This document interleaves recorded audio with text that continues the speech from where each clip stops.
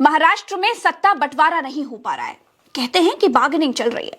महाराष्ट्र की सियासत और सब्जी मंडी में कोई फर्क नहीं रह गया है। धनिया धनिया धनिया धनिया, आलू आलू आलू आलू, 50 का एक, 50 का एक, 50 का एक। बहन जी बहन जी बहन जी, एक गृह मंत्रालय ले लीजिए बहन जी, एक गृह मंत्रालय सिर्फ 20 का एक, 20 का एक, 20 का एक। सीएम 5 रुपए किलो, सीएम 5 रुपए किलो, 5 रुपए किलो। मराठी सीएम, पंडित सीएम, गुजराती सीएम, ले लो बहन जी, एक चाटुकार सीएम, सीएम। काश के कोई जज ऐसा होता जिसकी अदालत में 11 बजे महाराष्ट्र सत्ता बंटवारे का केस दाखिल किया जाता और 2 घंटे के बाद जज साहब सत्ता बंटवारा कर देते। किसका मुख्यमंत्री बनेगा, शिवसेना का या बीजेपी का, इसका सर्वे करा देते। दोस्तों, पिछले 9 दिनों से खबरें चल रही हैं कि शिंदे इधर गए, अजीत पवार उधर गए। शिंदे को जुकाम है, अजीत पवार को आराम है। फडणवीस के हाथ में ही सारा इंतजाम है। बटोगे तो कटोगे कहकर वोट लेने वाले सत्ता का बंटवारा कर रहे हैं। अब तुर्रा ये है कि 9 दिन बीत गए फिर भी बंटवारा नहीं कर पा रहे। एक रहोगे तो सेफ रहोगे कहने वाले एक मुख्यमंत्री तक नहीं दे पा रहे हैं। खबर आई है कि शिंदे गांव से लौट कर तो आए हैं, लेकिन पूरी तरह से नहीं लौट पाए हैं। मुख्यमंत्री का बंगला खाली पड़ा हुआ है। शिंदे ठाणे में आराम कर रहे हैं।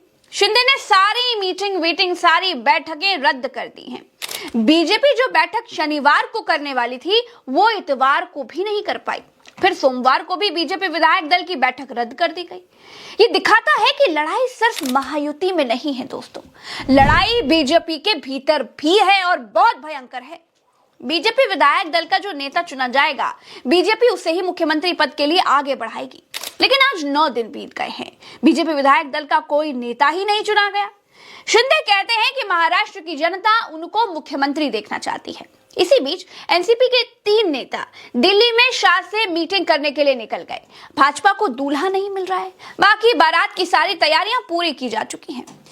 भाजपा ने ऐलान किया है कि गुरुवार को यानी 5 तारीख को शपथ ग्रहण होगा।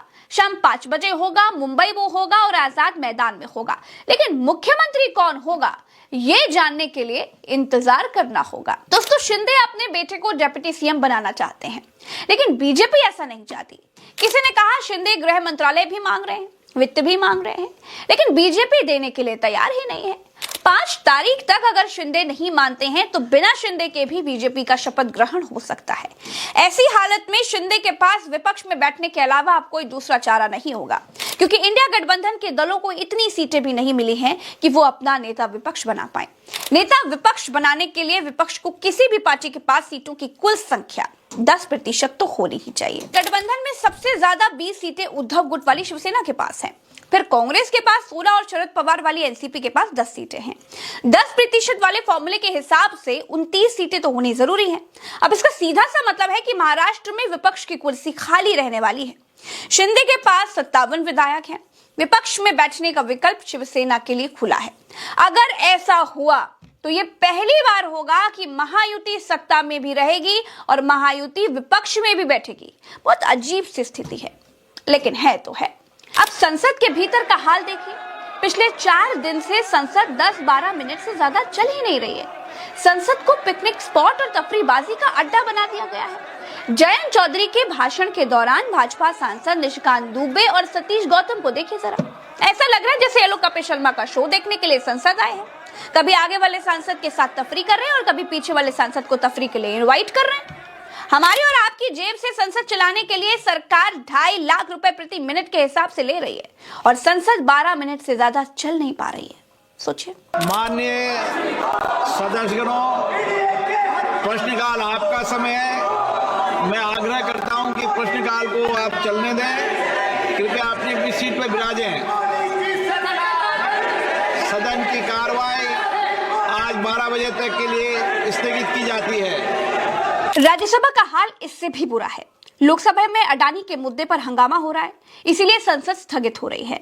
राज्यसभा तो बिना हंगामे के भी स्थगित की जा रही है। ऐसा लगता है जैसे जगदीप धनखड़ साहब घर से तय करके आते हैं कि नथिंग गोइंग ऑन रिकॉर्ड बोलकर कार्रवाई स्थगित कर देंगे। Nothing is going on record. The House stands adjourned to meet at 11 a.m. on Tuesday, the 3rd December 2024. सांसद मुंह ताकते रह जाते हैं और राज्यसभा स्थगित कर दी जाती है। दोस्तों, यही शुक्रवार को भी हुआ, यही गुरुवार को हुआ। संसद का प्रयोग जब सांसद नहीं कर पा रहे थे तो किसानों ने उसका ठीक प्रयोग करने की ठान ली और अपनी मांगों के साथ संसद घेरने के लिए निकल पड़े। किसानों को नोएडा में रोक लिया गया। किसानों का प्रदर्शन देख सरकार बातचीत के लिए तैयार हुई है। देख सकते हैं आप सीधे तौर पर किसानों ने यहाँ पर चक्का जाम कर दिया। इससे पहले एक हफ्ते पहले किसान नेता ने राकेश टिकैत ने सीधे तौर पर कहा था कि अगर हमारी मांगे नहीं मानी गई तो यहाँ से हम दिल्ली कूच करेंगे, संसद घेराव करेंगे। उसी को लेकर ये सीधी तस्वीरें हम आपको दिखा रहे हैं, लेकिन बैरिकेड भी लगा दिए गए।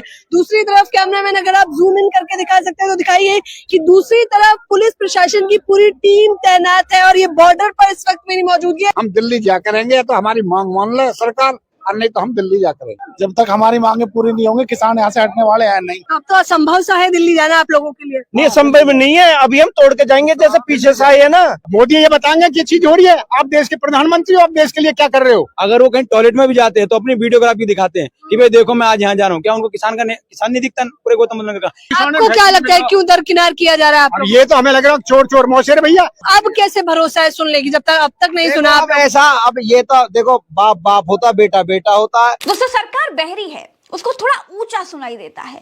अगर सरकार के कान ठीक होते तो किसानों की बात पहले भी सुन सकती थी। जब कुछ दिन पहले किसान यमुना प्राधिकरण कार्यालय के सामने 4 दिन तक धरने पर बैठे थे, तब उनकी मांगों को अनसुना कर दिया गया।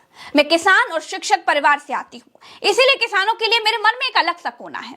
किसान क्या मांगे कर रहे हैं वो आपको भी जानना चाहिए।